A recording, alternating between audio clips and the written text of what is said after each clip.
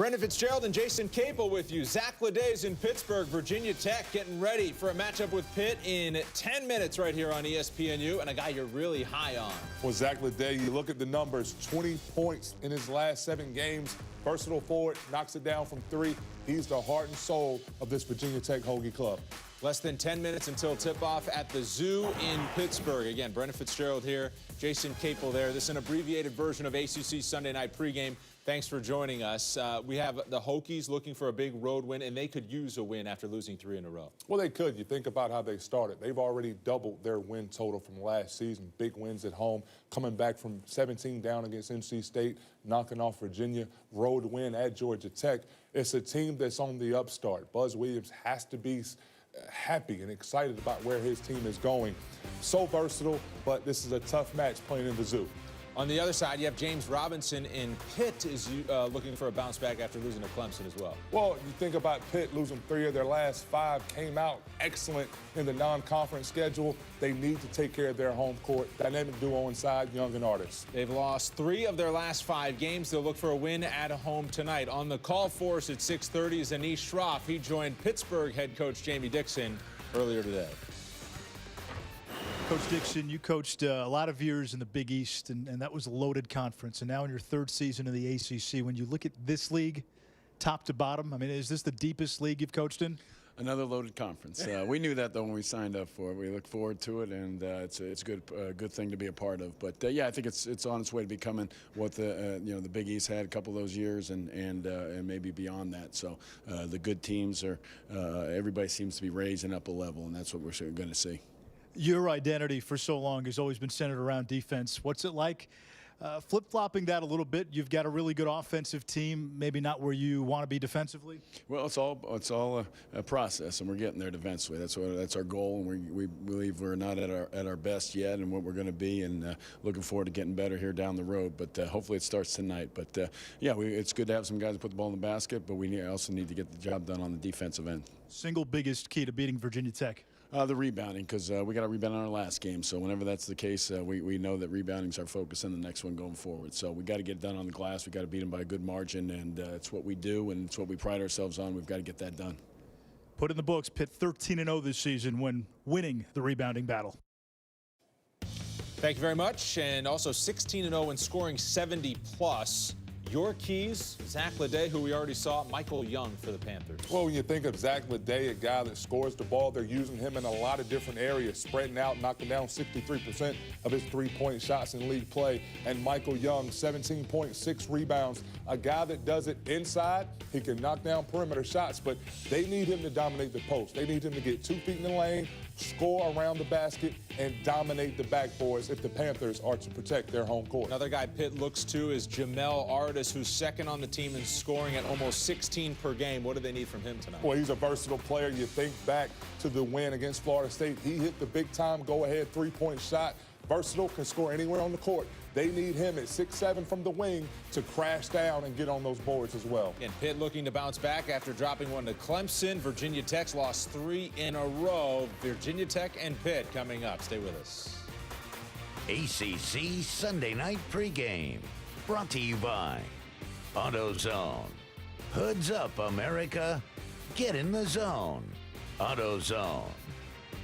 LegalZoom. Get legal help for your family and business at LegalZoom.com. And Aleve PM. Aleve PM for a better AM. ACC Sunday Night Pregame, brought to you by LegalZoom. Get legal help for your family and business at LegalZoom.com. Geico. 15 minutes could save you 15% or more on car insurance. And K Jewelers. Every kiss begins with K. The journey to the college football playoff starts with ESPNU's National Signing Day special presented by Nissan. Our 11 hours of coverage begins Wednesday at 8 a.m. on ESPNU. 13 live player announcements coming up, including from the #1 overall player, Rashawn Gary. That'll be just after 1 Eastern on ESPN2. Coverage is all day long on ESPNU ESPN2, and of course, app. Meanwhile, Justin Bibbs and his Hokies getting ready. Less than 3 minutes from tip. What does Bibbs have to do tonight? Well, he's a big-time shooter, leading the ACC in three-point percentage. Has to be an all-around player, attack the basket. We understand Virginia Tech loves to get downhill. Bibbs is the guy that can do just that. Some ACC action already in the books from today. It's Wake Forest taking on Notre Dame. Notre Dame, much like Pittsburgh, has been kind of teetering right on the edge. Zach August tweeting this out. Y'all already know I got my point guard back, Demetrius Jackson, who missed with an injury. Game day, and Jackson pulls up, hits the three, finds Austin Burgett for the three, and then Jackson coming off the screen. He gets scored as well in the lane. He's a do-everything guy for the Irish. Well, he's the architect of this high-powered offense, a guy that is a compact guard, very explosive, excels off the bounce, can run the team as a facilitator, but he can put points on the board as well. Notre Dame led by 17 at halftime. Here's August with the rebound putback. He had 21 points, 12 rebounds. Certainly happy to have Jackson back, who had 14 points.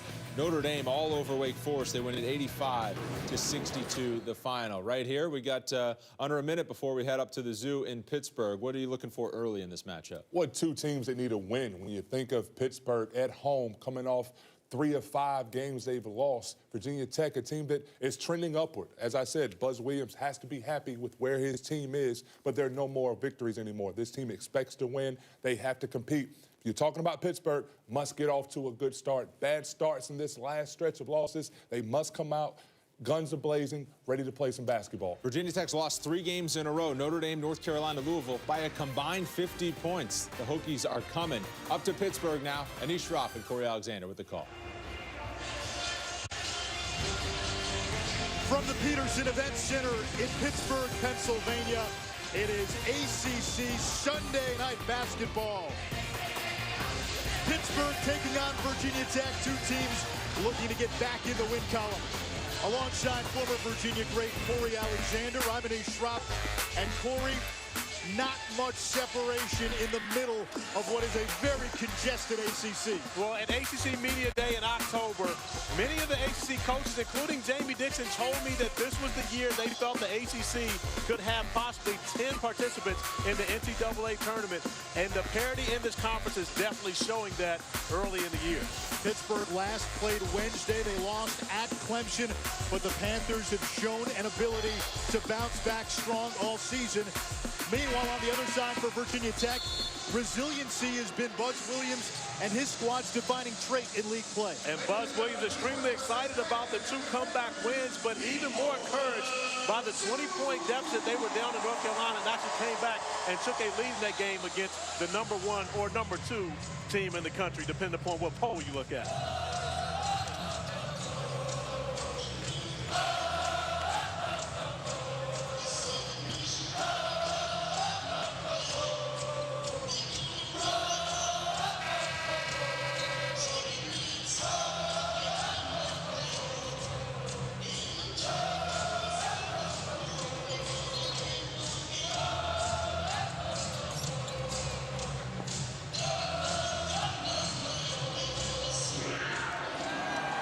Pittsburgh controls the tip. The starting 5 for the Panthers: James Robinson, Sterling Smith, Jamel Artis, Michael Young, and Sheldon Jeter back in the starting lineup.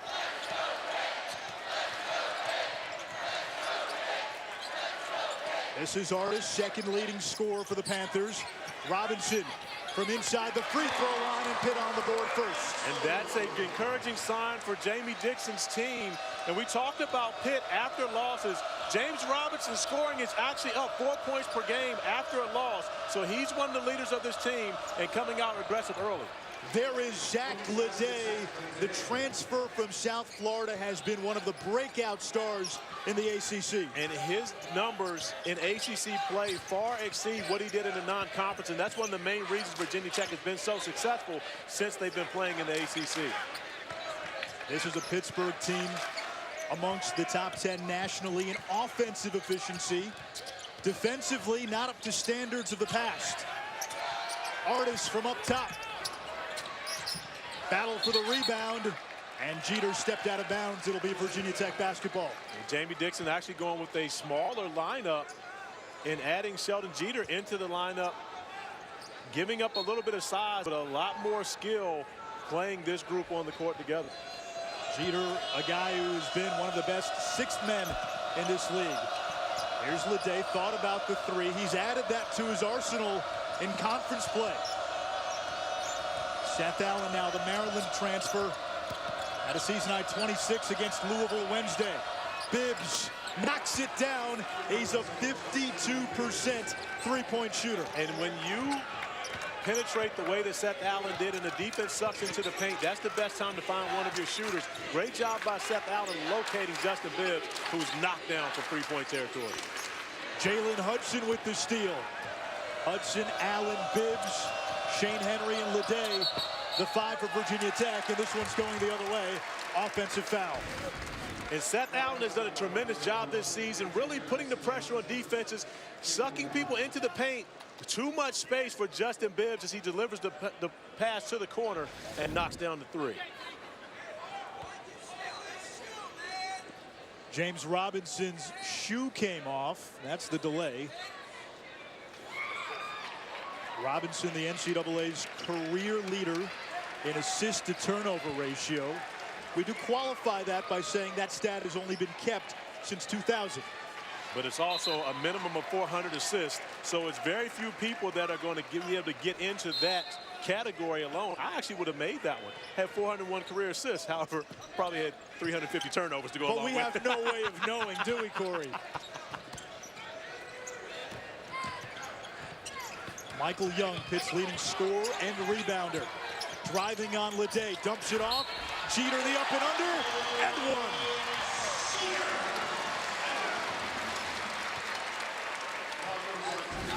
Michael Young is extremely dangerous.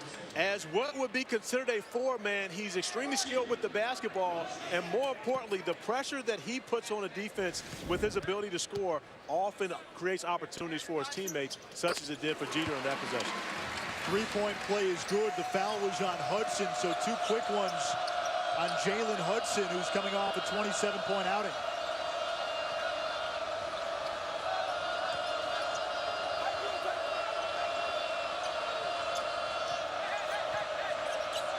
Leday facing up Jeter. And he traveled.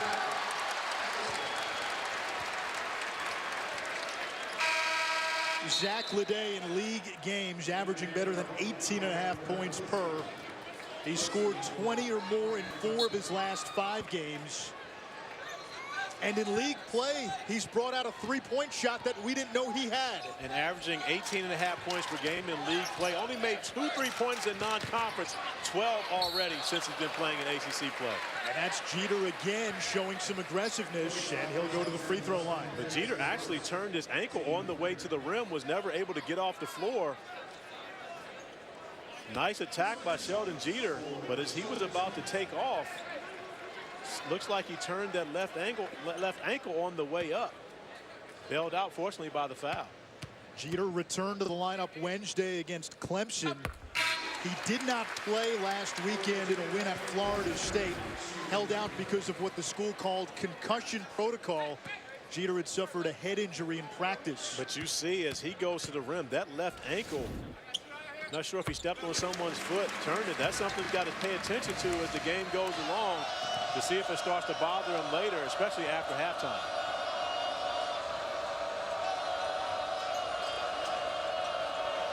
Devin Wilson, number 11, into the game for Virginia Tech. Leday.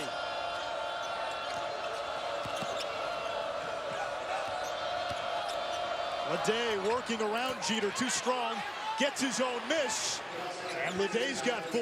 And Zach Leday is undersized for a 4-man in this league. However, his heart is as big as anyone, and he goes out and competes every opportunity, a strong characteristic that Buzz Williams loves in his team. Allen shading Robinson. It'll stay with Pittsburgh. We mentioned how well Zach Leday has shot the 3 in ACC play, but he doesn't settle for the 3, continues to be aggressive, finding his way to the rim, and although he misses, has the wherewithal to find the basketball and pick up 2 second chance points.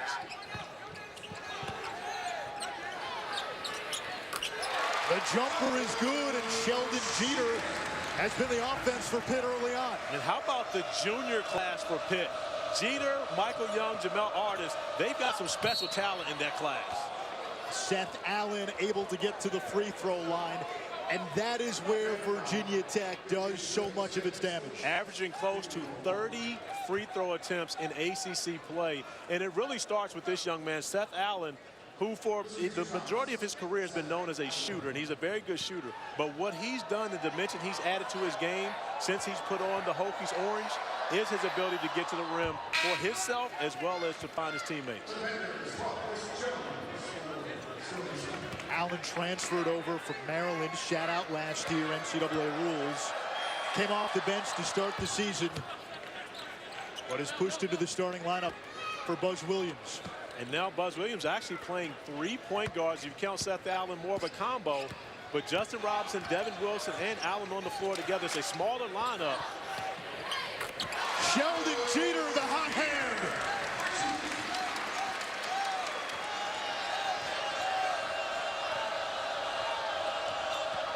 Jeter has 9. Allen to the rim. LaDaly offensive rebound, and he's got 6 for Tech. That's nothing about skill right there. That's simply about I want it more.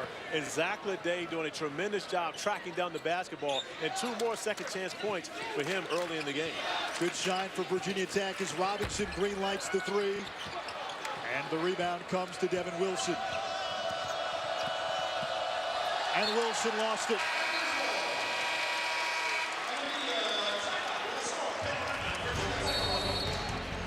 Here at the Zoo, they like what they see out of Sheldon Jeter. He's got 9 of Pittsburgh's first 11.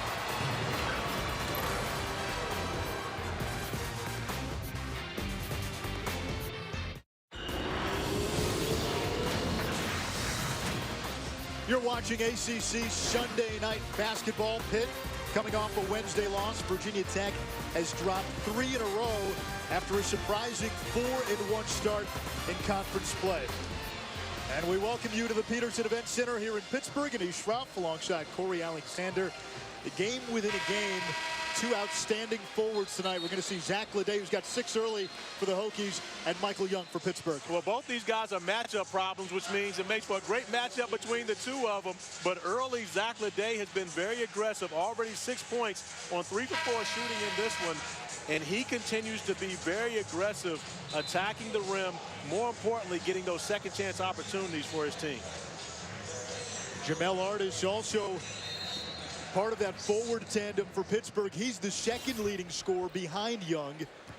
Michael Young, Pitt's leading scorer and rebounder. Now Virginia Tech coming out and actually in a 1-3-1 half-court defense. And we saw the work on this in their shoot-around this morning, but one of the many ways that Buzz Williams wants to throw off the rhythm of the Panthers, especially when they have the ball on the offensive end. 11 to shoot. And that is good. Jamel Artis knocks it down. His first 2. Artis held to 9 points Wednesday. That snapped a streak of 23 straight ACC games where he had scored in double figures. And we mentioned how well Pitt actually plays after a loss. After those losses, Jamel Artis is their leading scorer. Michael Young, the leading scorer in the year, but Jamel Artis is the guy that really steps it up when they've had to come back from some unsuccess. That doesn't go for LaDaly. Wild shot. Here comes Pittsburgh. Chris Jones shovels to Artis. And now Robinson will reset. Artis drops it up, and Jeter is on fire.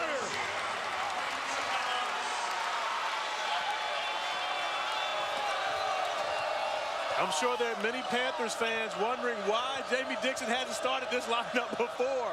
Because when you put these 3 guys on the court together, they are tough to handle. 3-pointer from Bibbs is off.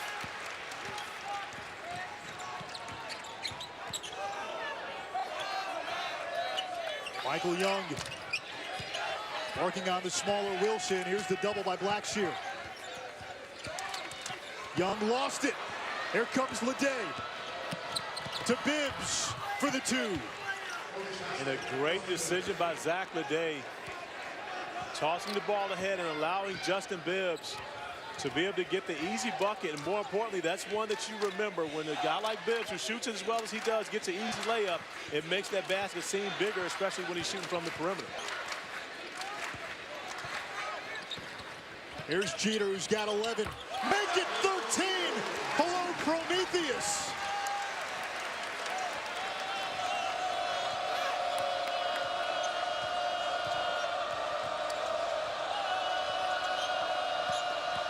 Allen drives and kicks to Wilson. Up top, Leday. Allen thought about it, looking for help.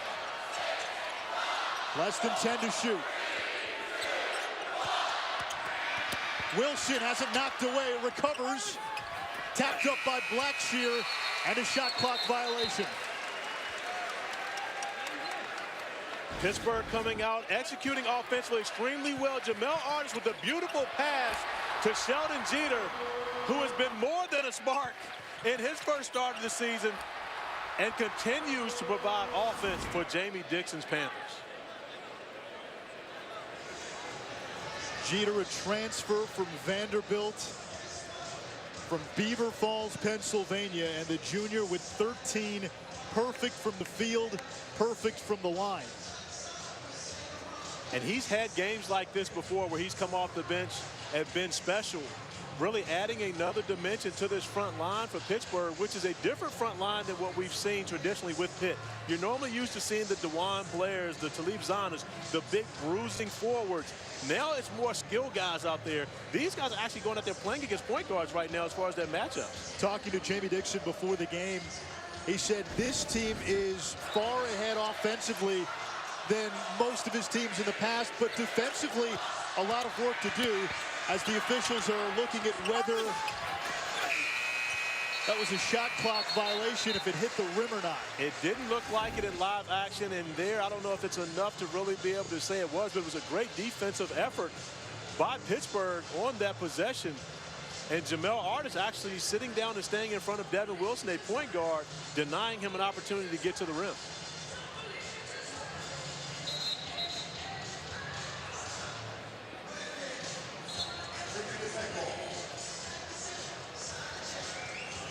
Oh, I said it's Virginia Tech basketball. So they must have seen enough evidence that the ball actually did hit the rim to give it back to Virginia Tech, and it should be a reset shot clock.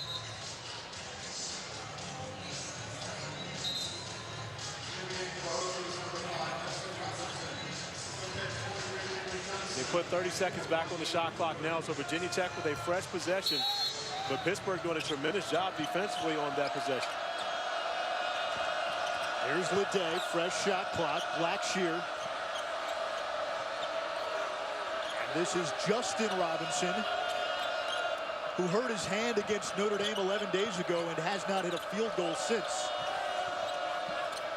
And that's off the hands of Blackshear, but a foul against Pittsburgh. Unpopular call. It's on Ryan Luther, the sophomore from Gibsonia, Pennsylvania.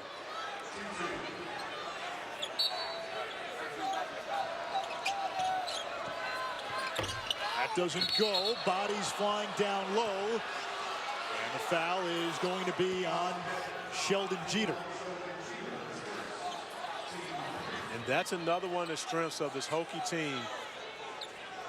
Although often undersized, they attack the offensive glass to a point to where you have to have multiple guys boxing out. That'll go to Pittsburgh.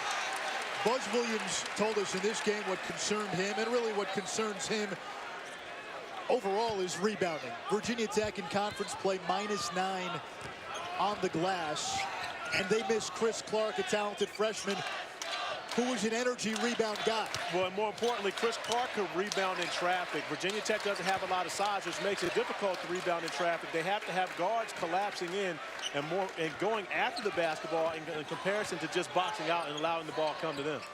Here's Jeter. That was a heat check, and that was way off.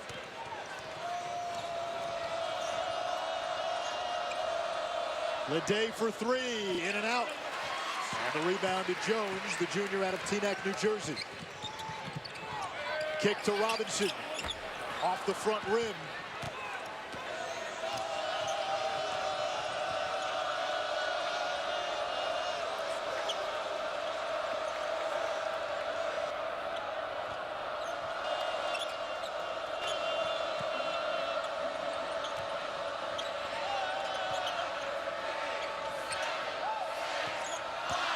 There's Robinson down the lane, drops off for Leday. His shot blocked. Sheldon Jeter is everywhere. Well, we've called his name a number of times today. Sheldon Jeter getting it done here on the defensive end of the floor. However, he's been special offensively off the beautiful feed from Jamel Artis. It's Sheldon Jeter throwing it through with 2 hands. However, he only needs 1 hand for the highlight block as his Panthers lead by 4. ESPN's exclusive presentation of college basketball is brought to you by new Gillette Pro Shield with lubrication before and after the blades. Shields while you shave. Burger King. Now get 10 chicken nuggets for $1.49 only at BK. And State Farm. Find your agent at statefarm.com.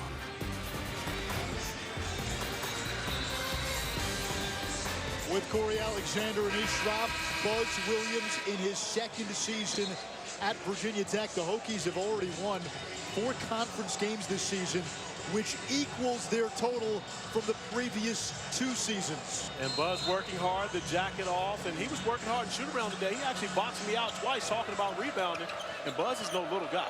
He's strong up top. Almost knocked me off my feet twice. That was Leday off balance. It did not hit rim. Shot clock violation. You mentioned rebounding, Corey, in the early going 9-3. Tech with the edge on the glass. And right now, Pitt a little concerned about Michael Young under the basket. Took a shot to the chops. Some blood coming from his mouth. Official's going to go over and check and make sure no inadvertent, well, I mean, make sure there was inadvertent contact. Nothing there. Zach Leday with the off arm trying to get his shot off. That's nothing there. That's inadvertent contact. I'm sure Michael Young wouldn't appreciate that. However, it's just part of the game. Young, Pittsburgh's leading scorer. He and Jamel Artis, part of one of the best forward tandems in the ACC. And Young, down the hallway, appeared he was walking toward the locker room. Out of our view right now. Wednesday night on ESPN and ESPN2, basketball with a twist. Call it the Randolph and Mortimer edition. We call it the crossover. The college guys jump to the NBA. The NBA guys jump to college. Jeff Van Gundy and Dickie V will call Notre Dame Miami. Jay Billis and Doug Collins will do Warriors Wizards. Do we really need for there to be a game with Van Gundy and Dick Vitale? It shouldn't even be basketball. We should just listen to those 2 guys have a conversation. That is enough to be must-see TV right there. Just put those 2 guys on camera and let them have a conversation. Hilarious. You can charge for that, too. That's premium stuff. Nice up and under that time by David Wilson, the freshman from Powder Springs, Georgia. And great execution on the offensive end by Jamie Dixon's team. Not a timeout. But with the injury to Michael Young, having an opportunity to go over and spend some time with his team, and great execution coming out of it. Cameron Johnson into the game for Pittsburgh, as well as Alonzo Nelson-Ododa. And Blackshear able to draw the foul on the inside. You see, taking advantage of the aggressiveness, Justin Robinson getting into the passing lane. And Wilson going back door with the reverse layup. But that is understanding the team that you're playing against. Jamie Dixon knowing that Buzz Williams, defenders on the wing, want to deny those passes. Great setup for the back door. Kerry Blackshear, a true freshman, 4-star recruit out of Orlando. Grew up in Spain and South America while his dad played professionally. And if you watch him, his game is more that of an international big man. He's more of a stretch forward. Really good shooter, doesn't have great three-point numbers this year, but as a freshman, it's often tough to do that. He's one of those guys that's going to be a special piece of the puzzle for Buzz Williams moving into the future. And that time they got Blackshear on the foul.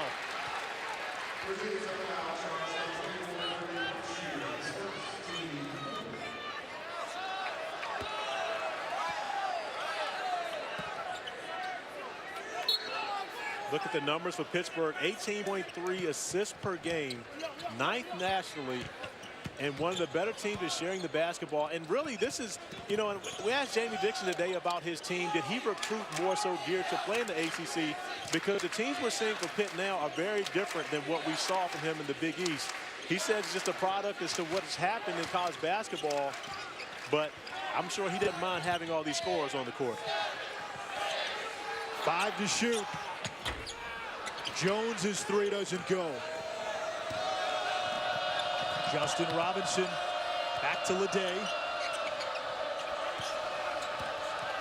There's Leday. That was a tough shot, and Zach Leday's got 8. And Zach Leday's not necessarily a guy that plays above the rim, but he finds a way to make it happen, especially playing in the paint against larger defenders.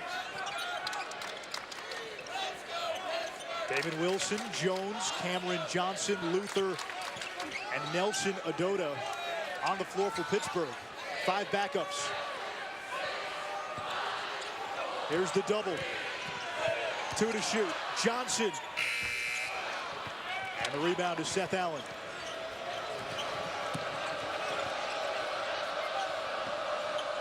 Both teams actually now going to the 2-3 zone, slowing the game down on the offensive. Possessions take longer on the offensive end, playing against the zone, trying to get the right shot. And one of these teams going to have to step up and knock down some shots from outside. And Seth Allen must have heard me talking and knocks one down from about 25 feet. Jeter at the scores table for Pitt. He has 13 of Pitt's 19 points. And a timeout by Jamie Dixon.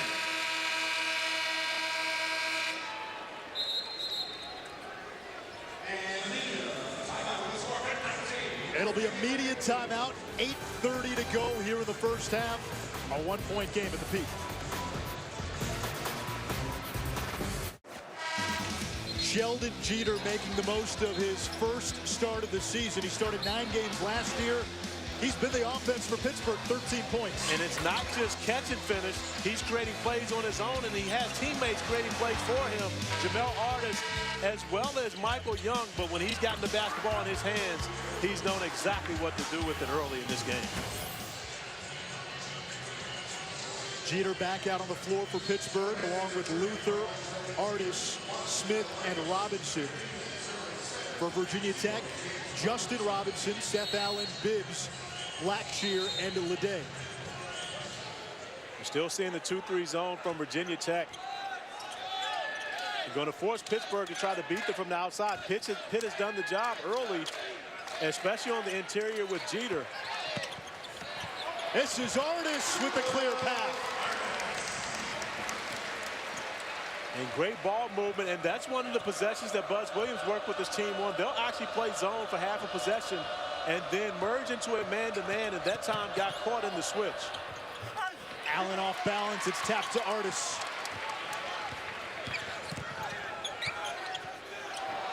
And the junior from Baltimore turns it over.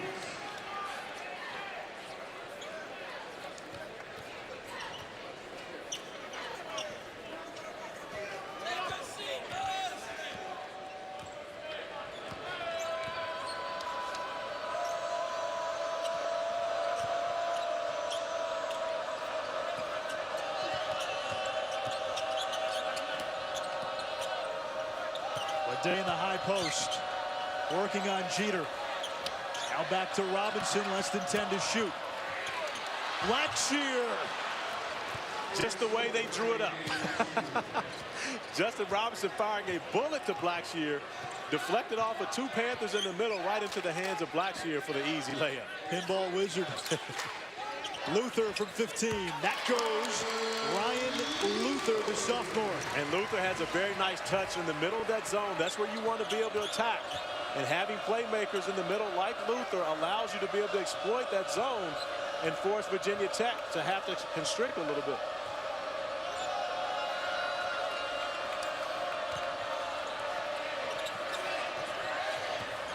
Allen splits the D, kicks to the corner. Leday fires the 3. Artis had the rebound, then lost it, able to recover. Skip pass, Sterling Smith. That doesn't go. Normally he makes the open look. 48% from three. Robinson lost it. Luther touched it. And we'll stay here.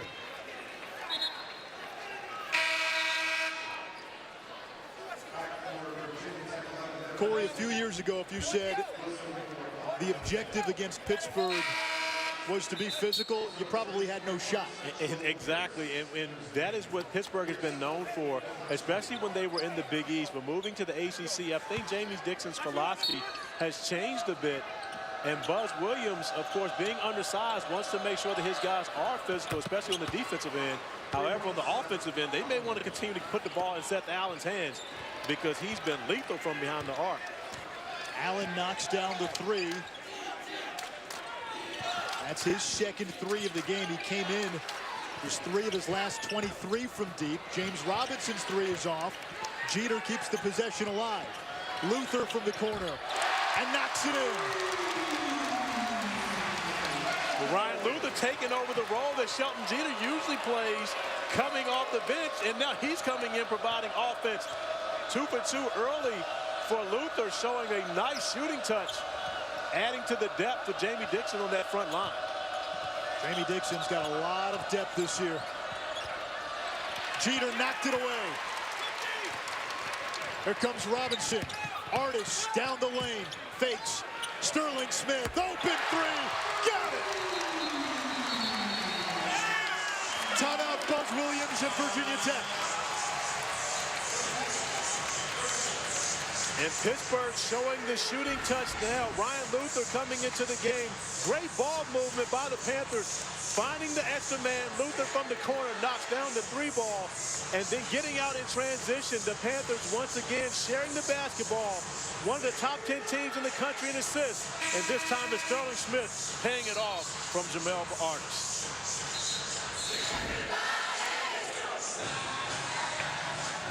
Six-point Pittsburgh lead. We told you this Panther team might be the best offensive team Jamie Dixon has ever had at Pitt. Well, averaging 80 points at this point in the season, and it's the highest number that any Jamie Dixon team has ever averaged throughout the year. If they finish the year averaging 80, it will blow away the record by maybe 5 points as to what they've done previously. Not sure if they're the defensive unit that he's been used to, but he has to love what they've done offensively. Defensively, this is a Pitt team that's allowed opponents to shoot 48% from the field in ACC play. Very uncharacteristic for this program. Foul down low before the shot. And you have to remember, they're operating very well on the offensive end right now without their leading scorer, Michael Young, yet to return back to the bench, but they have picked up the slack. A number of other guys have come in and given contributions. Well, that was 2 on Sheldon Jeter, so he goes to the bench. You mentioned Young. He took a shot to the mouth. There was some blood, and he went to the locker room earlier in the half. Got another whistle. And this one goes against Virginia Tech. And I believe they're going to get Satchel Pierce on that one. That's the second time Pierce has actually gotten tangled up with someone. It was Jeter earlier. This time getting tangled up in the foul, but Satchel Pierce, you know, continuing to try to be physical on the interior. The official's now going to go over and look at the monitor and make sure that there was nothing extracurricular on that play.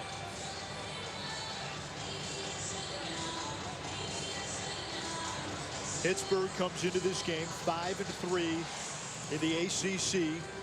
Just a game out of second place, but it seems almost everybody is a game or two out of second place in the ACC. Well, Pittsburgh got off to a very good start in the ACC, 3-0 early.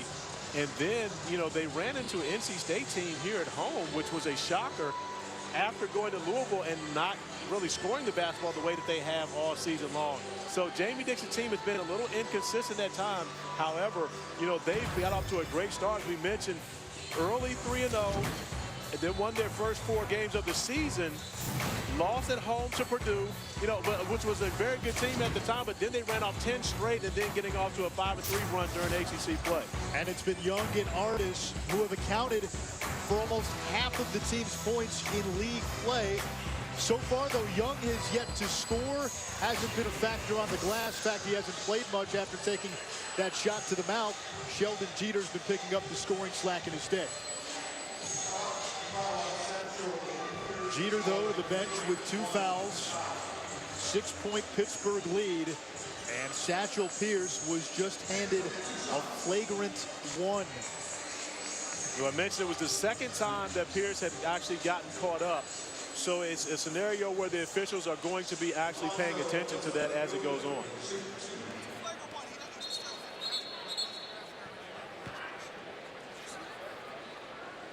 Tim Kelly, the official, telling us a flagrant 1. They felt Pierce did not try to make a basketball play.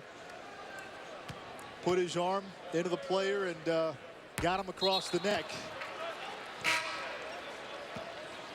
Well, and I saw Pierce get involved in the tangle with Jeter on the prior possession. But nothing went down there, nothing extracurricular. And then you see the second one as you watch 21, Pierce in the middle. And as that elbow comes across, and then really I won't call it a punch, but the left hand making contact, you know, with the face. So that's one of those things, and the officials got to make sure they keep it under control early. Great job by Tim Kelly and his staff of identifying that early in the game and taking care of it early. So Pitt now can extend its largest lead of the game. Artis from the corner. Bingo!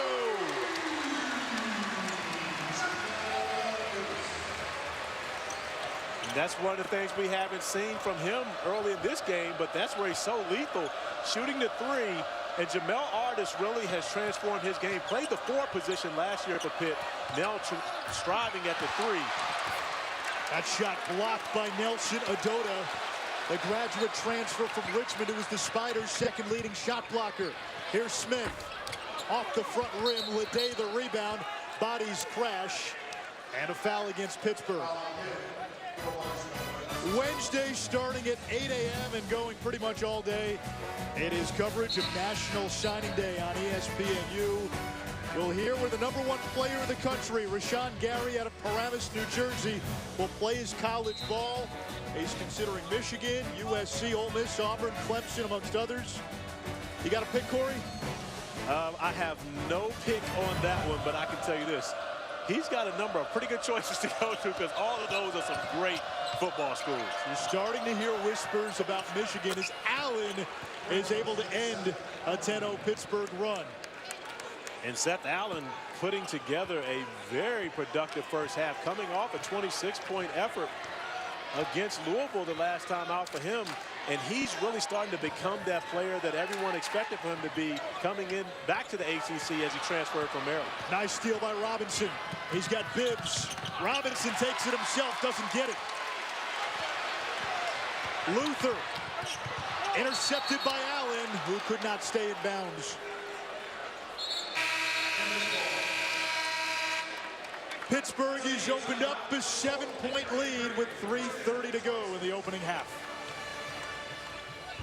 ESPN's exclusive presentation of college basketball is brought to you by Samuel Adams, For the Love of Beer, and Dr. Scholl's custom fit orthotic inserts. Back in studio, Brendan Fitzgerald, Jason Capel standing by for your ACC Sunday night halftime. We'll show you the ACC plays of the week that was. We'll also get to some highlights of some top 25 action. How about Pitt going on a nice little run? Sheldon Jeter, 13 first half points, really scoring the basketball for the Panthers. Anish Corey will send it back to you. See you in a few minutes. All right, thank you, guys. How about our boy Jason Capel, by the way? He drove from Tallahassee and ended up getting to Blacksburg, Virginia, to call the Virginia Tech game last Sunday. That's my boy. We do things like that. I mean, I wouldn't have expected anything less from Jason Capel. One, because I know Big Jeff Capel, the real coach. That's the man right there. And he only demands excellence from his sons. Seth Allen has been the man here for Virginia Tech. 3 of 3 from downtown, 11 points to lead the Hokies. And Seth Allen, 3 for his last 23 threes coming into the game. So encouraging sign for him and his team, knocking down the 3. But more importantly, what he's done, putting the pressure on the defense of Pitt and getting into the lane has added that dimension to his game and making him a much more special player. Sterling Smith, the Coppin State transfer. Jamie Dixon has done a good job mining that graduate transfer route with Sterling Smith. Rafael Maya as well, along with Nelson Adota. And he's got a transfer in Shelton Jeter that's actually been pretty good here as well. Not a graduate transfer, though. Yeah, I know that. Allen fouled on a three-point shot by Artis. But when you've made 3 straight threes, as Michael Young looks on, and his mouth does not look very comfortable right now, and I've been in that situation before, and that's not something that you want to have to deal with. That's one of those injuries that doesn't stop you from playing, but it just lingers on and on and on. But Seth Allen, when you've made 3 out of your 3 3-pointers, you gain the attention of your opponent, and that time Jamel Artis with the tap on the elbow. Crafty play to try to throw off the shot. However, the official's right on top of it. Jones into Johnson check in for Artis into Smith. Young remains on the bench, took a shot to the mouth earlier in the half, went to the locker room, now back on the Pitt bench. And from all the blood on the floor, I would guess that there have to be some stitches in there, because that's not a normal bump to the mouth that Michael Young got. Devin Wilson getting ready to check in for Virginia Tech.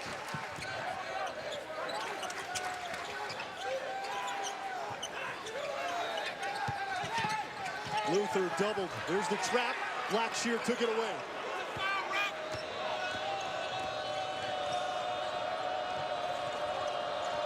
Justin Robinson ran out of room. Allen down the lane. Offensive foul on the Maryland transfer.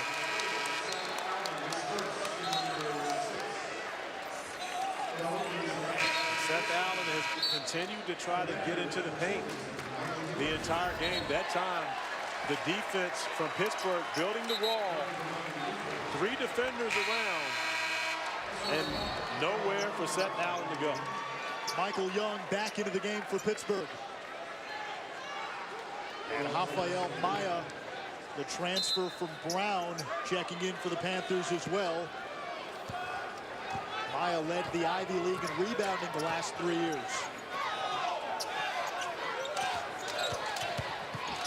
James Robinson using the shot fake. And James Robinson has been aggressively trying to score in this game. Normally the setup guy, although he does average double figures for Pittsburgh. But once again, trying to find his way to the rim and be in attack mode for the Panthers.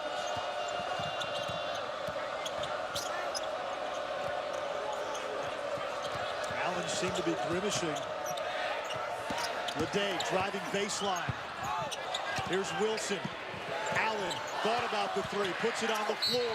Wild layup and a blocking foul. It'll go against Pittsburgh.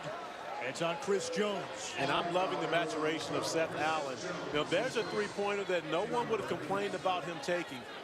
But what he does is stay aggressive and try to get to the free throw line. Of course, he would love to get to the rim and be able to finish, but he continues to add that pressure to the defense for Pittsburgh, and now finds himself again at the line, and those fouls start to mount up on your front line the way that he attacks the rim.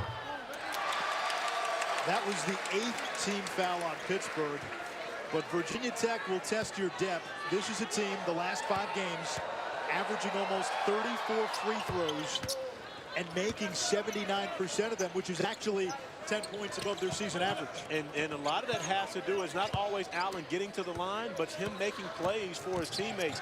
Never really known for but to be as a point guard, but he's playing the point guard position very well for Buzz Williams. There's Young.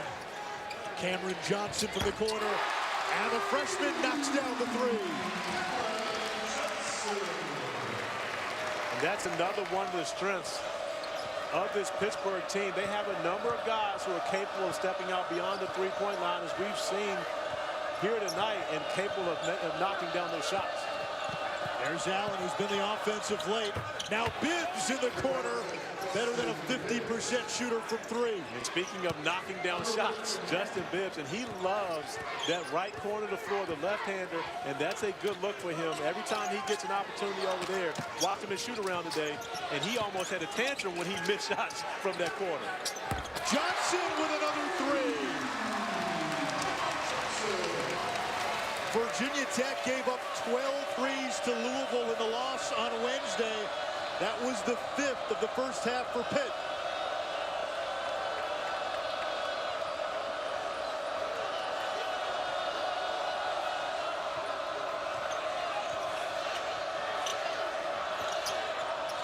Devin Wilson to Allen. Shot clock at 3. Here's the skip pass. Leday, the floater, he didn't get it off.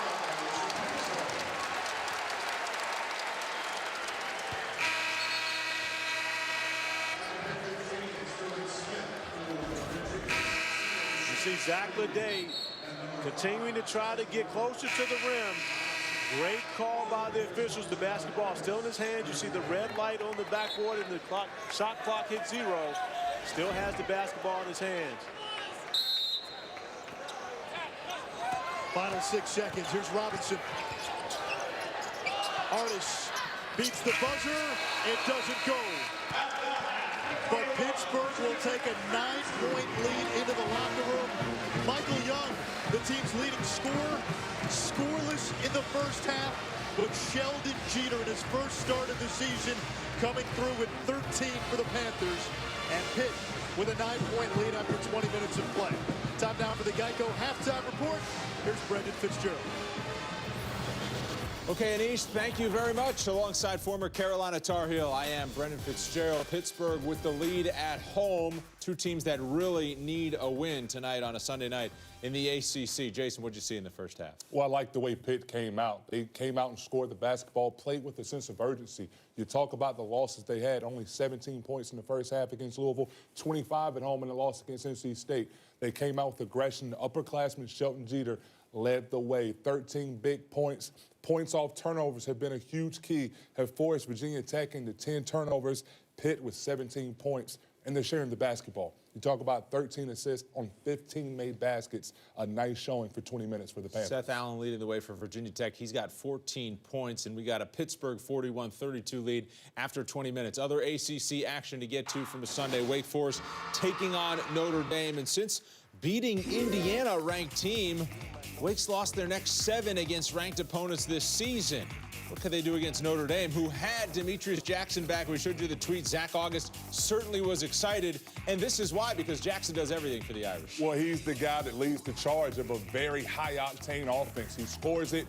He's a facilitator, a power guard, great athleticism, and he's a guy that can take and make tough shots. Yeah, tough shot with the first half expiring. Notre Dame led by 17 at the half, and then in the second half, here's August working on the boards down low. Offensive rebound, put back. All 5 starters scored in double digits for Notre Dame, and the Irish get the big win over Wake Forest. For Notre Dame, you have to tip your hat to Coach Mike Brey, losing the guys they lost and 2 NBA players, Connaughton, also Grant. They've rebuilt their team around Demetrius Jackson, Zach August inside. These guys are explosive on the offensive end, and they fight you rebounding the basketball as well. That was today in the ACC. How about this week? Time for the ACC Plays of the Week.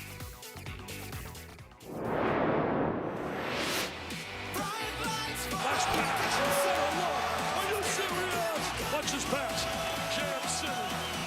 Just tell me ways to share this love.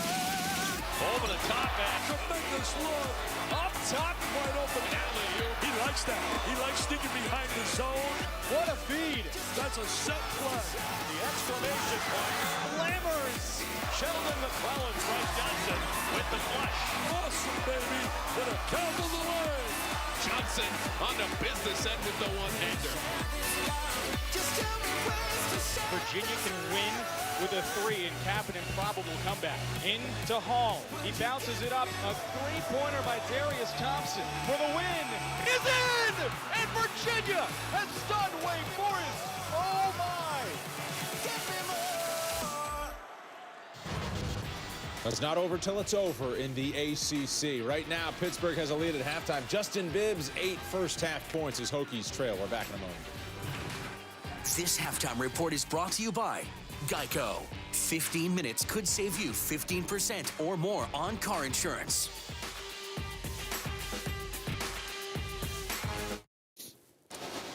Welcome back. Brendan Fitzgerald, Jason Capel with you. We get to some Big Ten highlights. Northwestern taking on Iowa. Jared Utoff is the guy for the Hawkeyes. That was in slow motion. He shoots it a lot quicker than that, and he was doing everything in the first half. Well, if you leave this guy open, one of the best players in the country, shoots it at a high percentage from 3, even though he stands 6'9". A guy that's an all-around player, can hit you from anywhere, including up high with the follow-up jam. He also blocked shots on the defensive end as well. He had 19 points just in the first half. Second half, it's Peter Jock's turn. Peter Jock, the corner 3. Iowa running away with this one. How about another 3? Jock had 22 points in the second half, 26 for the game. And Utah only had 23. Iowa gets the win over Northwestern. Maryland taking on Ohio State. Mark Turgeon and the Terps hoping to keep rising in that top 10. Second half, Mark Loving, shot fake. Gets the floater here to fall. And the foul. Impressive from just inside the arc. Well, you show it, step through, nice jump shot. We know Ohio State's had good wins on the season, knocking off Kentucky early. Here's Cam Williams with the jumper. Gives Ohio State the lead there. Then Melo Trimble to Rashid Suleiman, who's really come on of late. Suleiman, the transfer, the rock of this team, playing great basketball for the Terps. Then Trimble hits from the outside. He had 20 points, 4 rebounds, 4 dimes. Maryland in a close one over Ohio State on the road. Rutgers and Michigan State. Spartans number 12. Bryn Forbes going to knock down the 3. This was a theme for Michigan State. They tied a school record with 17 3-pointers in this game. Well, Bryn Forbes is known as a shooter. You give him time and space, he will make you pay. Matt Costello making Rutgers pay inside. Spartans up big after that one. Then Denzel Valentine misses. Kenny Goins gets the rebound, gives it to Valentine, steps back, and no problems there. 96-62, Michigan State with the win. Let's go to the Big East now. Villanova taking on St. John's. Daniel Ochefu averaging almost 10 points, 8 rebounds per game. Out of the lineup, though, on Sunday. So who's filling the void? It would be Chris Jenkins and Josh Hart hitting 3s. Well, you talk about Villanova, a team that plays small anyway. Josh Hart plays much bigger than his size. Chris Jenkins coming out, giving you good play, but they need the big fella Ochefu inside to protect the rim also. That was Hart getting the steal, starts in transition. This is Hart taking it himself in the lane, up and in. He had 16 and 11. Villanova wins it 68-53. Leading the way for the Pitt Panthers is Sheldon Jeter. He's in double digits with 13 points. His team leads at the half.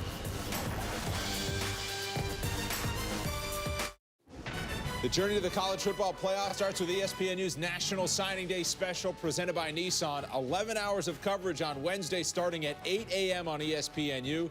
13 live player announcements, including the #1 overall player Rashawn Gary on ESPN2 just after 1 Eastern. Coverage all day on ESPNU and ESPN2, and it's, of course, streaming live on Watch ESPN and the ESPN app. Pittsburgh's looking to bounce back after dropping a conference game this week. Cameron Johnson has 6 points. Back to the zoo for the second half after this.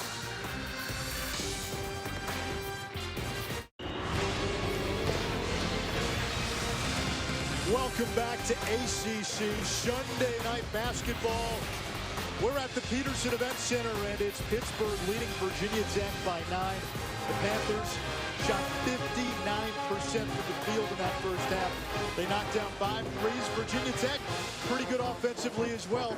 The Hokies 5 of 9 from long range. Anish Ralph, Corey Alexander.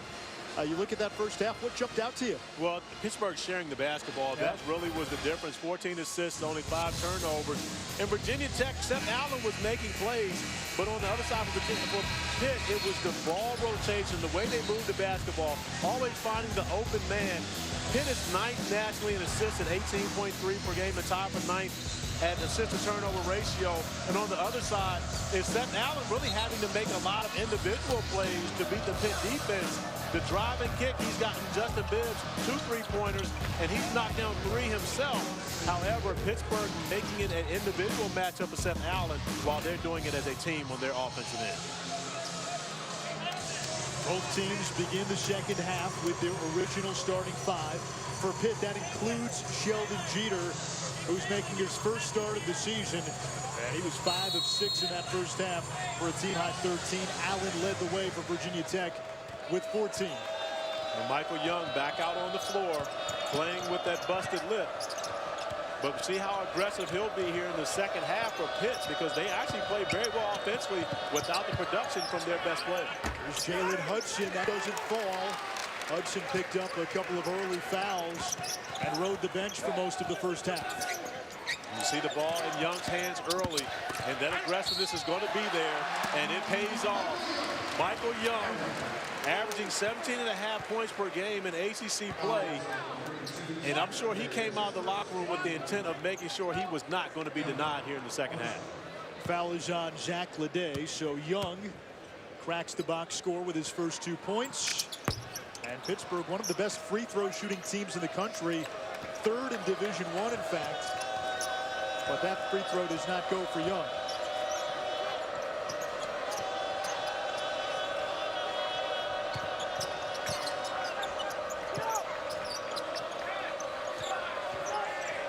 Allen. Nice pass down low for Henry, but they'll wave it off. It's an offensive foul on Allen, and that's the second time they've got him. The second time they got him on that same play, and he's trying to make a play for his team, but it's one of the areas that in that scouting, Jamie Dixon, I'm sure, has told his teams, hey guys, when he's coming in the paint, make sure you lay in there to take the charge. Second time they picked up the turnover on Seth Allen. Well, as customary, as we just saw, Buzz Williams has changed at halftime. A little different change this time, though. There's Bibbs for 3. That's short. Follows his own miss. Loose ball. And it comes to Pittsburgh and Young. Young leading the break. Off to Artis in transition. That just shows you one of the areas where Pitt is so dangerous. Very few teams have their power forward with the ability to push the fast break and make the right decision. As Seth Allen continues to attack the rim. No charge this time. He'll actually get the opportunity to shoot free throws. And that foul on Sheldon Jeter, so number 3 on the junior, who had 13 points in the first half. But when he picked up that second, Ryan Luther actually came into the game and picked up the slack for Sheldon Jeter. And Luther at the scores table going to check in for him again. But this smaller lineup for Jamie Dixon has had a lot of success early in the game, especially in the first half, especially paying dividends on the offensive end of the floor.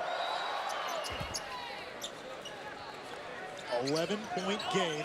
Remember, Virginia Tech in conference play, this is their normal. They're used to being down. They've been able to come back in pretty much all of their league games, with the exception of the blowout loss to Duke.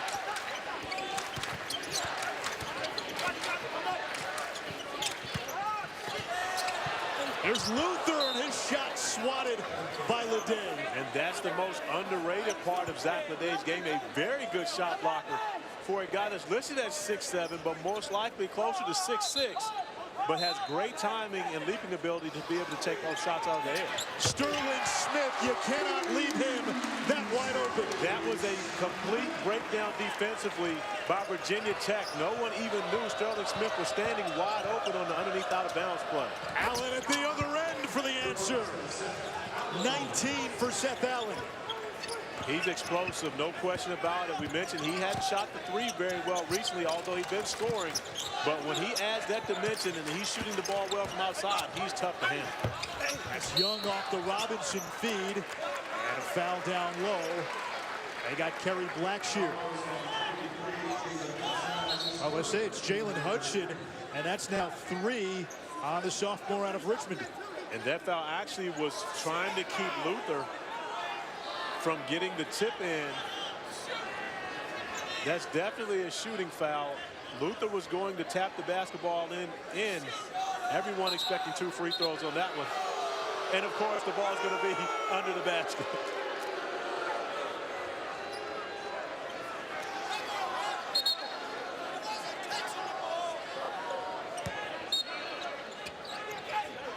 Robinson to Artis off the inbounds.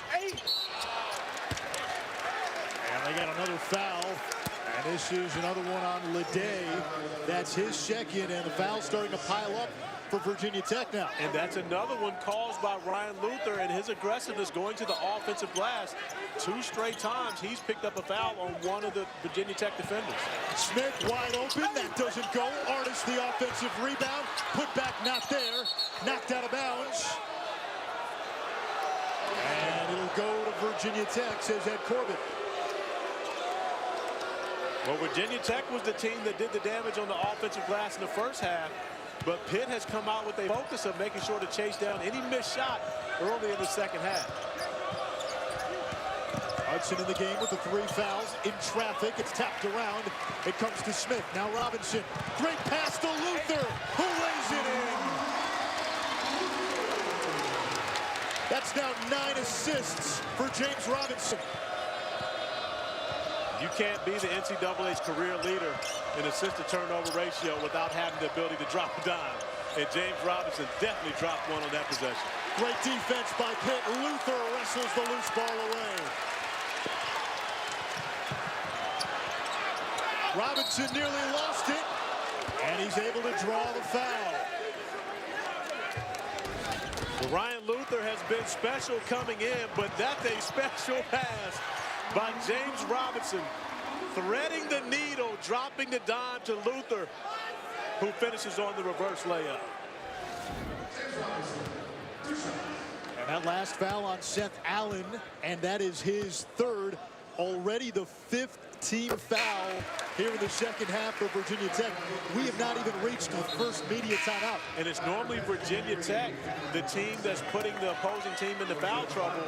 But now as the foul trouble continues to mount for Virginia Tech, Buzz Williams may have to go a little deeper into the rotation. Allen's going to stay in the game with the 3 fouls. Robinson makes the second free throw. Pittsburgh with its largest lead of the game. One thing for certain, every time Seth Allen attacks the basket, there are going to be bodies flying from Pittsburgh trying to pick up that 4th foul. Allen off balance, but uses the window. And a smart play by Seth Allen, going to the pull-up jump shot, not trying to get all the way to the rim and putting himself in danger of picking up that 4th foul. 21 for Allen. Buzz Williams going to go with the 2-3 zone, trying to protect his guys that he has in foul trouble right now and see if he can slow down this Panthers offense. Robinson to Smith, in and out. Loose ball, Johnson, that shot blocked. Pittsburgh will keep it. 52-39 Panthers. Virginia Tech trying to snap a 3-game losing streak. The Hokies 4-4 in league play after starting 4-1. Pitt 5-3 in conference, coming off a loss Wednesday at Clemson. Virginia Tech going to stay in the 2-3 zone, but they have to pay special attention to the rebounding. Difficult when you're having the rebounding spot in comparison to checking out one individual. There's Young, his pass intercepted by Leday. Johnson takes it right back. And that is a kick ball. It'll go to Virginia Tech when we come back. Pittsburgh with a little more separation between the two teams.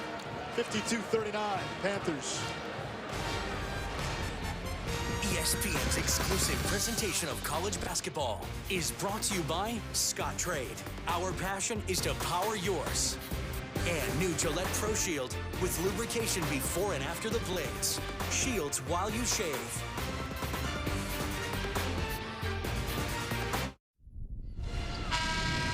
With Corey Alexander and Ish Schraub, here's what's trending. First in the ACC, could Duke drop out of the top 25? Looking likely when the new polls come out tomorrow. North Carolina still unbeaten in the ACC, 12 wins overall. Virginia scoring a big road win yesterday against Louisville.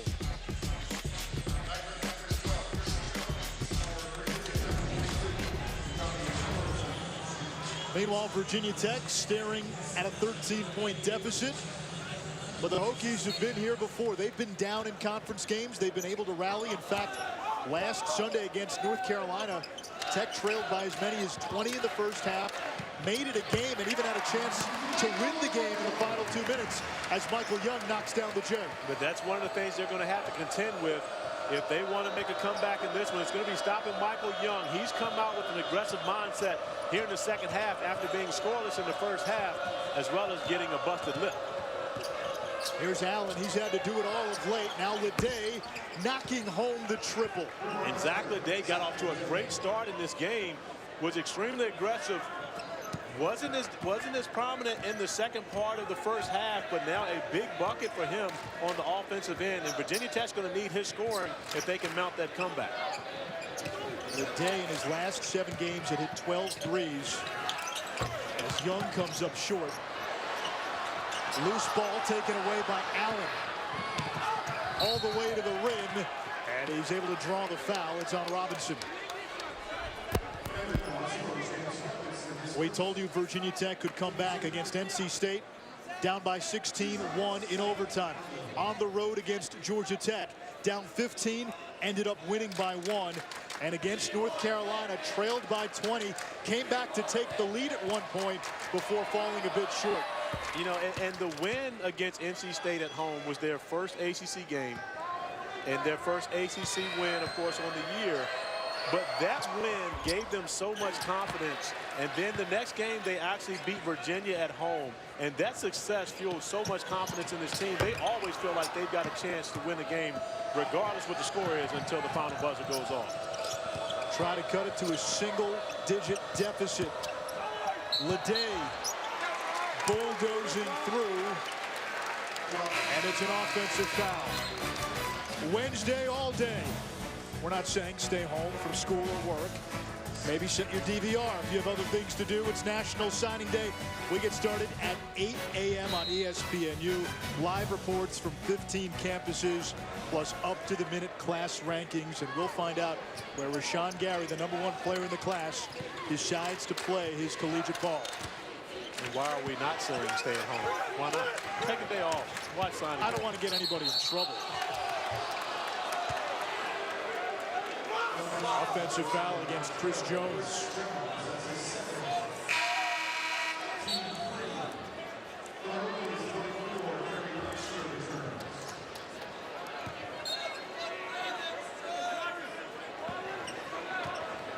Both Seth Allen and Leday on the floor for Virginia Tech. Both have 3 fouls. And both these guys have played a lot of minutes in this game. And Buzz Williams relying on his 2 transfer juniors to carry them at this point of the game. Seth Allen continues to attack off the bounce, unable to finish. Blackshear could not keep it in bounds. Wednesday night against Louisville, Virginia Tech got 0 from its bench. No points. Only 4 players scored in that game. Leday, Allen, Jalen Hudson, and Justin Bibbs. And tonight, for the most part, Corey, it's been Leday and Allen, and they have had little help. Bibbs has knocked down a couple of threes, but that's really been it. But in that game, 3 of those 4 that you mentioned had 20 points or over. So they're a special group, but they're going to need more help, especially some help from their bench players. Just a little bit of production to give them that spark. Allen looking for Hamilton. And Johnny Hamilton, the 7-footer, could not corral it. Here's Young. Finding Luther. Strong move to the basket, and that's a goaltender. Ryan Luther has provided a nice spark with 9 off the Pittsburgh bench. And it was Sheldon Jeter in the first half. In the second half, it's been Ryan Luther as he gets out in transition. Johnny Hamilton's getting that one off the glass. Going to be an automatic goaltending, but Ryan Luther has come in and played his role very well. And that's the difference in this year's Pittsburgh team. They have so much depth, and guys are very good at playing what their role is, and they're often stepping up and having big nights. Bibbs catch and shoot, too strong. And Bibbs ran into Jones, and we've got a foul. It's going to go against Bibbs, who can't believe it. That's his second. And Buzz Williams can't believe it. And honestly, that one is a 50-50 ball. I'm not certain that foul should be on either player. That may have been one that you don't call, because it's not as though... Well, they changed the call, so now it's on Jones. And again, if you're changing that call, that just may be the contact of both guys going after the basketball. I don't think that should have been on Bibbs. I also don't think it should have been on Jones. That's one that, hey, it's a collision. It's basketball play. Basketball is a contact sport. Anyone who told you differently, they lied. There's a lot of teams who played Pittsburgh in the old Big East who will tell you basketball is a contact sport. Third foul against Chris Jones. He goes to the bench. Blackshear working on Luther. To the right hand. Grabs his own miss. Put back not there. And Michael Young harnesses the board. That's one of those opportunities that you love to have back if you're Blackshear, because you need those points, especially at this time of the game. And it turns into a 4-point swing as Michael Young takes care of his business at the basket. Young now has 6 in the second half. He was scoreless in the first half.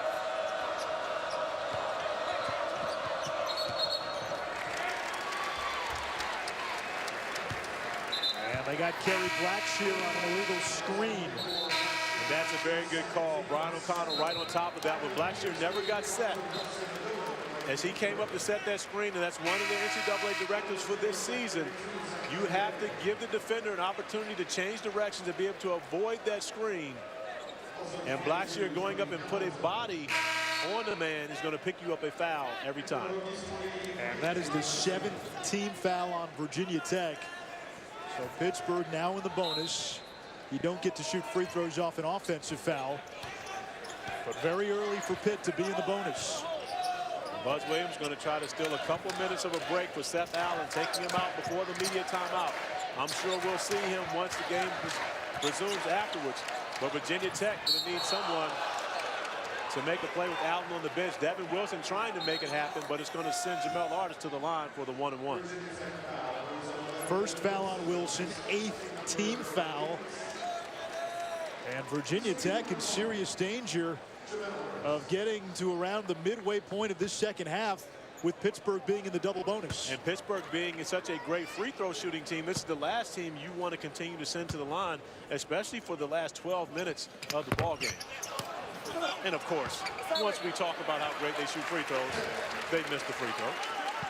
And of course, it's your fault. Yeah, I know. That's the worst part about it. I'm okay with it as long as you do. You know how that works.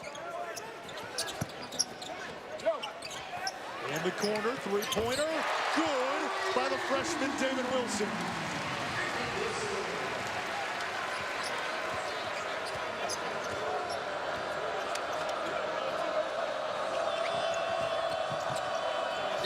Hudson trying to fight through traffic, and he's able to draw the foul. And that's Jalen Hudson's game, finding his way to the rim. However, Damon Wilson on the other end of the floor for Pittsburgh, the freshman stepping up, knocking down the huge corner three ball as the Panthers extend their lead to 18.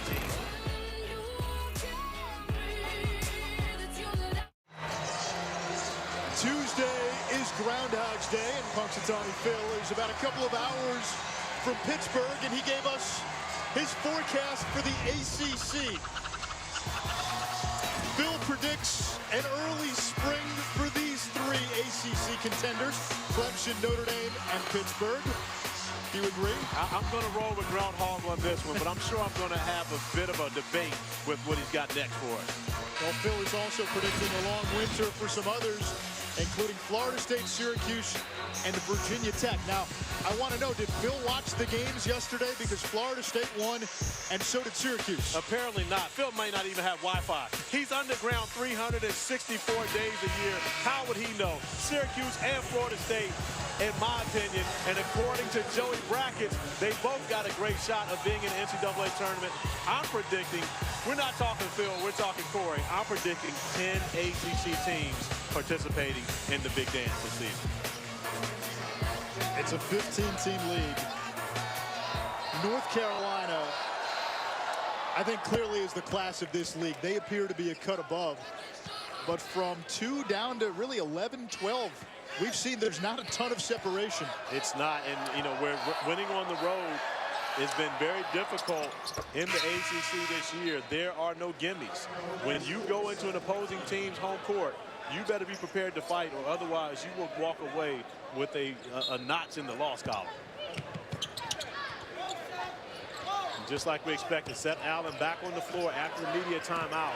Buzz Williams trying to steal him just a little bit of a break. Seth Allen having to do a lot in this game for the Hokies. He really has been the offense, and it's going to have to be a lot more down the stretch if they want a chance of being able to walk out of the Peterson's Event Center with a win.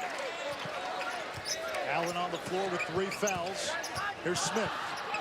Young in the high post from 15, turns, fires, and scores. So dangerous in the middle of that zone. That's why it's difficult to zone Pittsburgh, is because between Artis and Michael Young, and then with Jeter and Ryan Luther, the way they've shot the ball today, they've got 4 guys that can make plays in the middle of that zone. It has matched its largest lead of the game. Allen kicks. Wilson, wing 3, not there. And out of bounds, it'll stay with Virginia Tech. And Pitt can continue to sit back in the zone if there's not going to be anyone for Virginia Tech to knock down threes. And with Justin Bibbs on the bench right now, he's probably the most dangerous three-point shooter for Virginia Tech, and then Seth Allen, both those guys. But they're going to team up on Allen to make sure he doesn't get any easy looks whenever he has the basketball or even away from the basketball. Luther in for Young. Pierce in for Hamilton. Allen knocks down a triple. He is now 5 of 5 from beyond the arc. And that is just a beautiful design. I've seen Buzz Williams run that play in practice on the underneath out-of-bounds play. As you get an opportunity to knock down that three-pointer for Seth Allen in the corner. But they're going to need more as Tech trails by 15.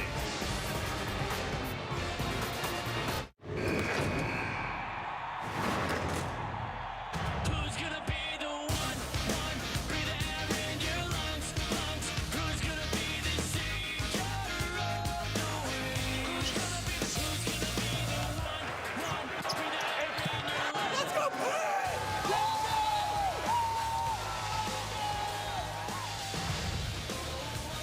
15-point lead for Pittsburgh here at the Pitt, 63-48.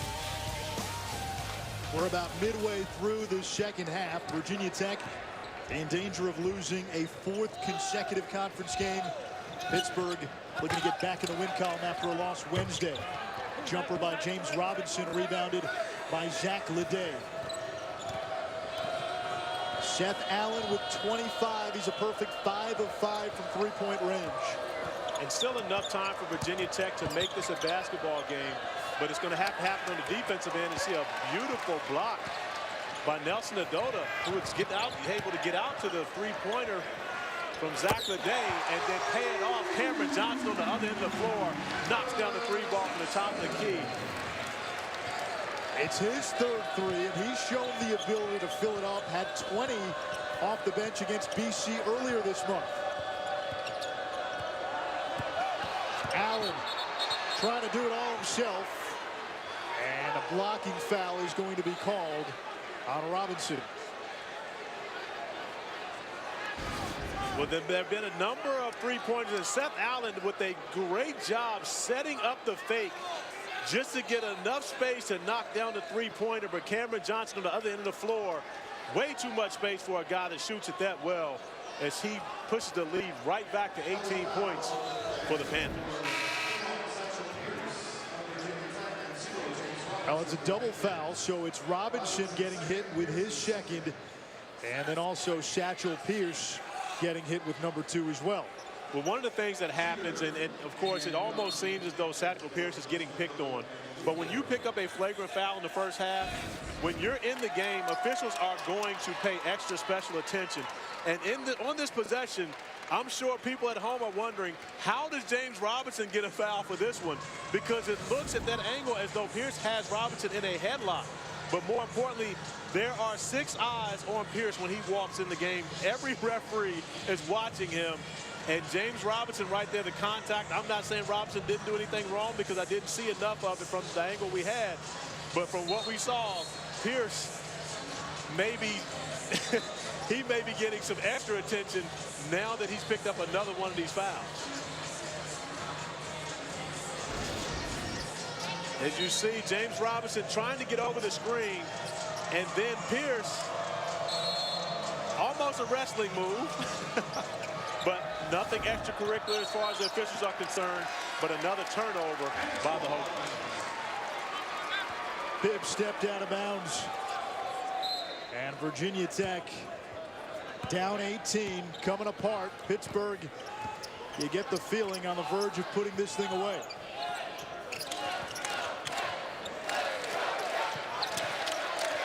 Robinson got hit in the mouth, no call. Wilson behind the back and uses the left hand. How about the southpaw, David Wilson? Beautiful move by Damon Wilson, the freshman, having a great game off the bench for Jamie Dixon, knocking down a couple three-pointers early in this game, and now the confidence is flowing as he makes the highlight reel move to the rim. And that foul went on Zach Leday, which is his fourth.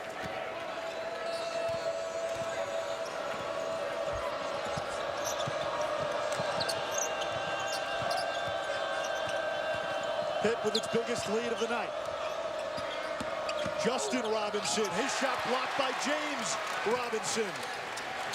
Wilson up ahead, Young to Jeter. He's blocked from behind by Allen. Allen all the way, offensive foul, his fourth. And that is the third offensive foul called on Seth Allen.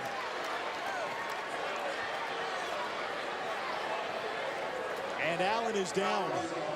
Well, there was a collision between Seth Allen and James Robinson, and I can tell you I've been around James Robinson a very long time, but there are very few times when he's involved in the collision that the person on the other side of it doesn't come up with some pain. And that time, Seth Allen, full speed, right into James Robinson.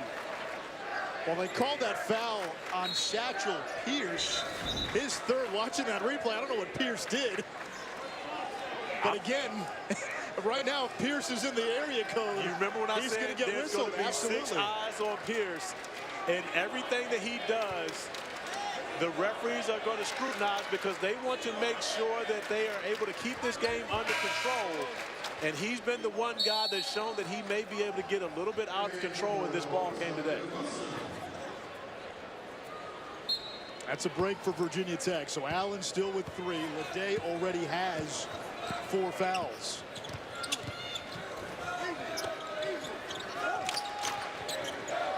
There's Cameron Johnson. He's knocked down 3 three-pointers. Robinson's got 9 assists. Michael Young is way off. Devin Wilson's jump pass tipped. Leday corrals it. But a foul on the floor. They got Damon Wilson, his first. All Hoops Wednesday night on ESPN and ESPN2, but with a little bit of a twist. We call it the crossover. Randolph and Mortimer Duke running the show now. So Jeff Van Gundy and Dickie V will call Notre Dame Miami. Jay Billis heads up to the NBA with Doug Collins to do Warriors and Wizards. Zach Leday knocks down the front end of a 1-and-1. 7th team foul on Pittsburgh. So Tech now in the bonus.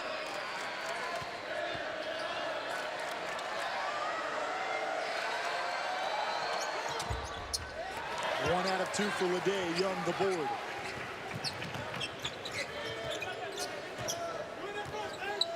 James Robinson, NCAA all-time leader in assist-to-turnover ratio.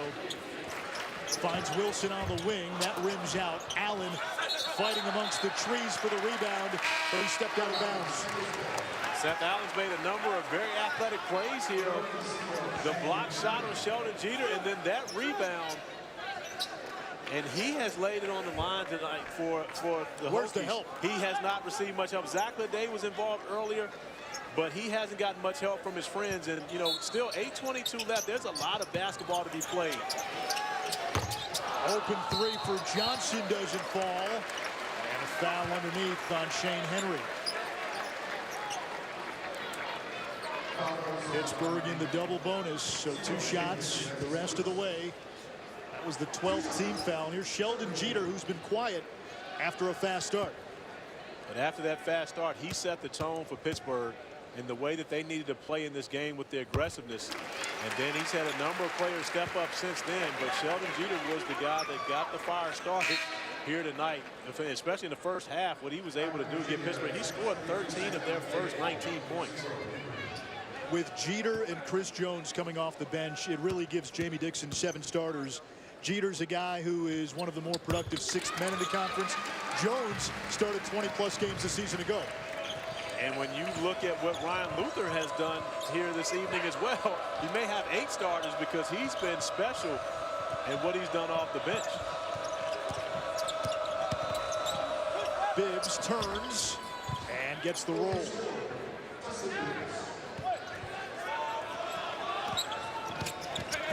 Wilson somehow did not travel. Finds Johnson on the wing. Offensive rebound, Young. Pittsburgh has been much better on the glass here in the second half.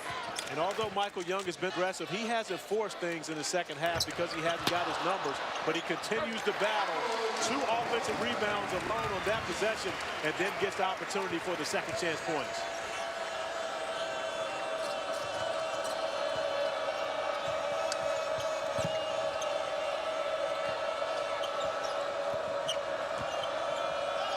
Skip pass to Hudson.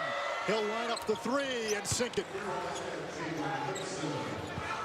In one of the areas where Jalen Hudson has to continue to grow as a player, he'll have games against Louisville. Their last time out, he goes for 27, and then he'll have games where he comes back and it's only 5 or 6 points and not much aggressiveness as Pittsburgh takes advantage of the aggressiveness on the wing for the second time. A beautiful backdoor play by James Robinson and Sheldon Jeter connecting to continue to bolster this lead for the Panthers. Allen kicks to Wilson, had trouble handling the pass. Back to Hudson for 3, got it.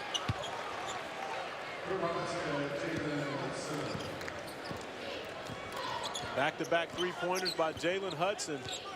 We asked where the help was for Seth Allen, but it may just be a little too late as the Hokies have to find a way to get some stops on this end of the floor.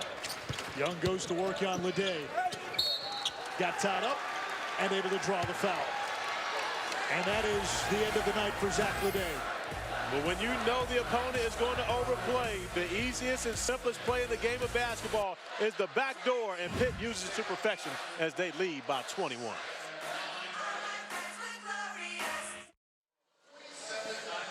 Pittsburgh head football coach Pat Narduzzi had a pretty good first season with Pitt, and as signing day approaches, the folks that watch Pitt football, I know they want a big recruiting class, but they want him to stick around. Pitt football coaches have not stuck around for a long time. Signing day is Wednesday, and we have you covered on ESPNU and ESPN2 all-day affair, 8 a.m. all the way through the evening. I'm not saying to skip school or to skip work. I'm not saying it, but if you want to. And you look at where Virginia Tech is, 37th overall. In the top 10 in the ACC. Clemson, of course, trying to build off of that run to the national championship game. Florida State has been a perennial top 5, top 10 recruiting class. And look at number 27. What David Cutcliffe has done at Duke is a minor miracle and incredibly remarkable. He's turned one of the worst major conference football programs into a consistent 8-9 win team. Well, he's got one of the best recruiting lines of all time. Eli? No, I coached the man. so therefore, that's one of the very few things that you can say to get at least a very good quarterback and only wide receivers out of high school. Once you get the quarterback, then everybody starts to trickle in. And more importantly, both those guys actually come back and work out with him in the summer. They do. And they bring the likes of Demarius Thomas and some of their wide receivers, too, who have had pretty good careers. There's Bibbs.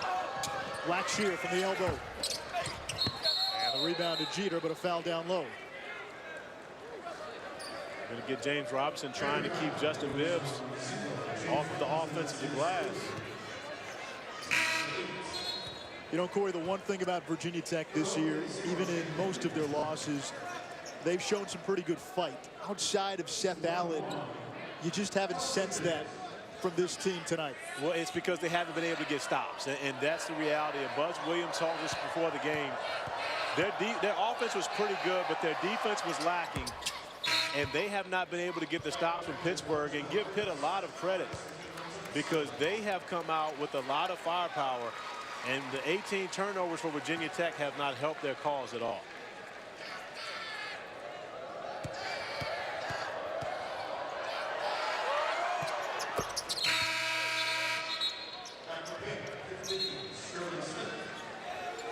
Meanwhile, Corey, what's the ceiling for this Pitt team that was picked to finish 10th in the preseason in the ACC poll? Has a ton of experience, a ton of depth as well, and two pretty good star players in Artis and Young. And then they have the consummate leader in James Robinson, but this guy, Sheldon Jeter, really makes them better. In his first start, replacing Rafael Maya in the starting lineup, he gives them a different dimension than what they've had. And I think Jamie Dixon has found something here that can really help his team to prosper throughout the remainder of the ACC season.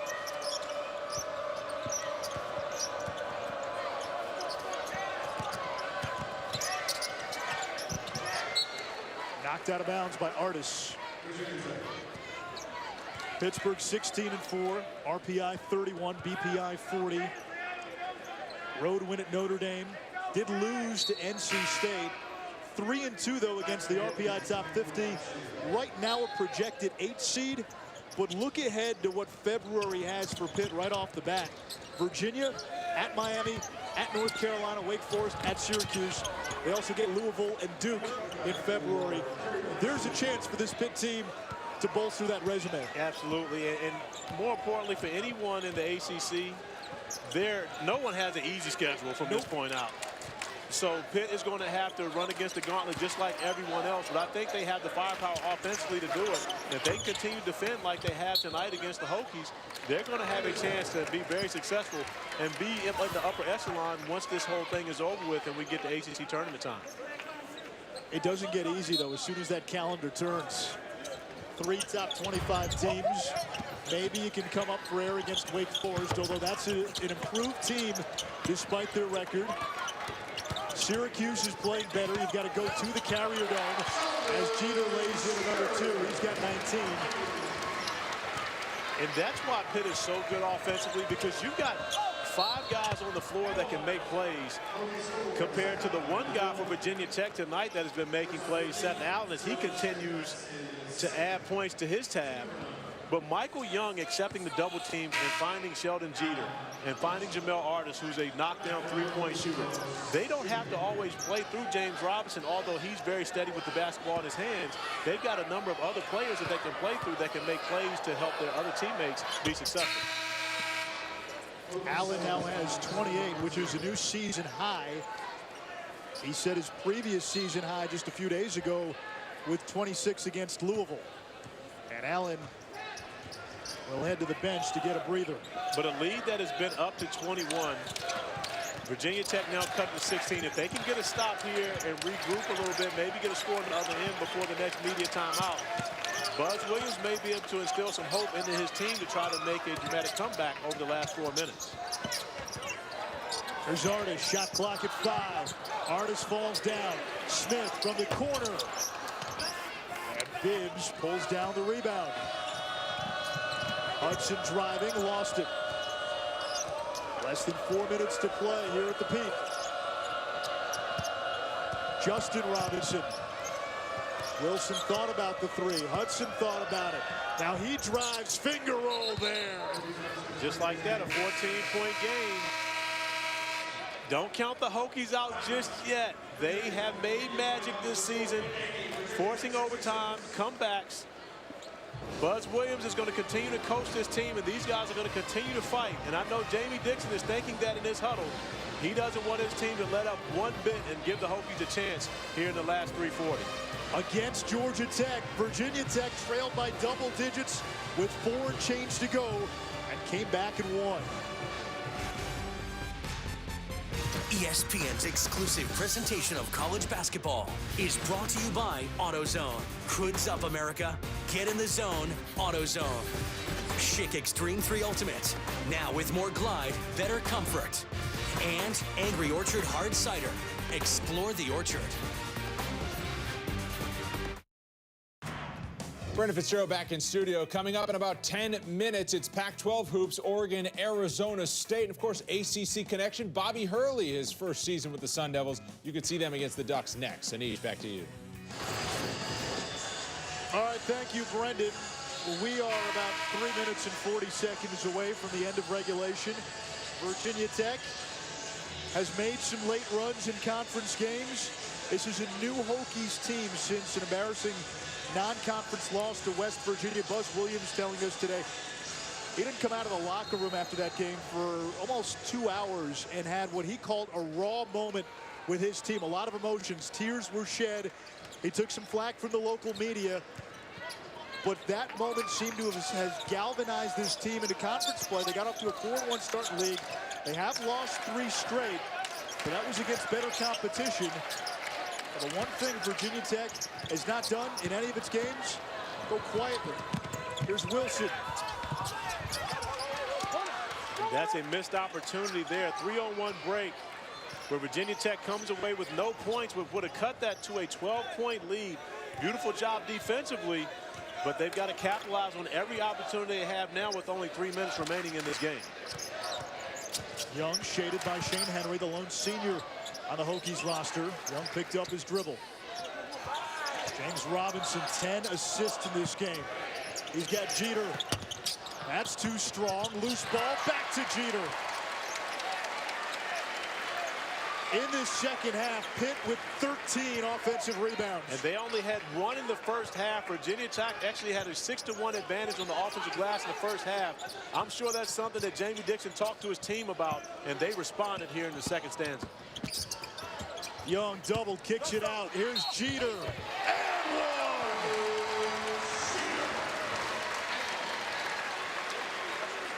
And Sheldon Jeter will go to the free throw line with a chance to tie his career high in points. And this sequence of plays ends with a great move by Sheldon Jeter to finish through the contact and the opportunity for the three-point play, but it starts with a missed layup that could have cut the game to 12 for Virginia Tech, and then the offensive rebound. Virginia Tech on defense for pretty much a minute for those 2 possessions.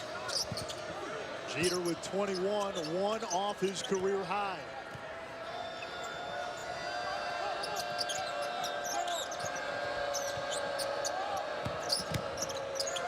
Skip pass by Robinson, picked off by Artis. To Sterling Smith. Young down low for the layup. And just like that, the majority of the hope is now left for the Hokies. Pitt, one of the teams that you're not going to get many free throw misses from them at the end of the game. And now this 2-3 zone with Seth Allen on the bench going to be very difficult for Virginia Tech to make enough threes to cut into this lead with only a minute and a half remaining. Wilson down low to Henry for the jam. Pitt on its way to getting back into the win column. Virginia Tech now on a 2-game road swing. They'll actually leave here and go to Syracuse tomorrow, play there Tuesday night. So Buzz Williams trying to find what he needs to get this team to be able to split on this road trip. But a great performance by the Panthers now. Sheldon Jeter gets that career high, as you were talking about. And the Panthers with a great homestand coming off a loss once again, doing what they've done all season long. Pitt still playing 4-on-1. Robinson, the lob! Artis, the punctuation!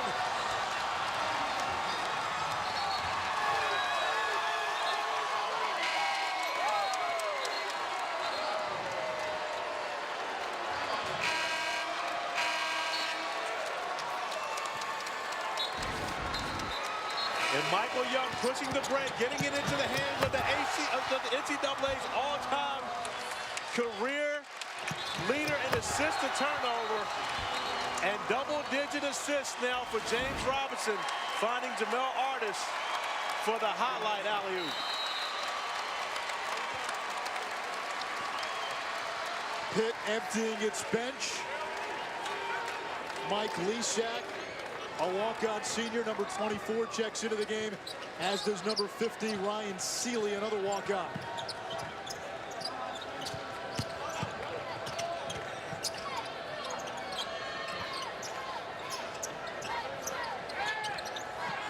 Jalen Hudson lines this one up. That's his third three-pointer. But all that is just bookkeeping.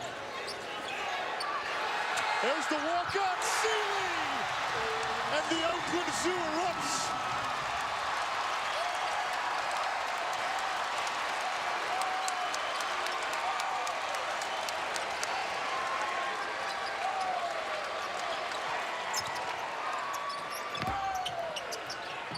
Devin Wilson misses the three, and that was an impressive performance at home tonight by Jamie Dixon's Panthers. Absolutely. They responded to the loss, came back a great offensive effort, and getting the job done defensively as well. Pitt now 6-3 in the ACC. They might crack the AP Top 25 tomorrow. Sheldon Jeter, a career-high 23, to lead the way for the Panthers.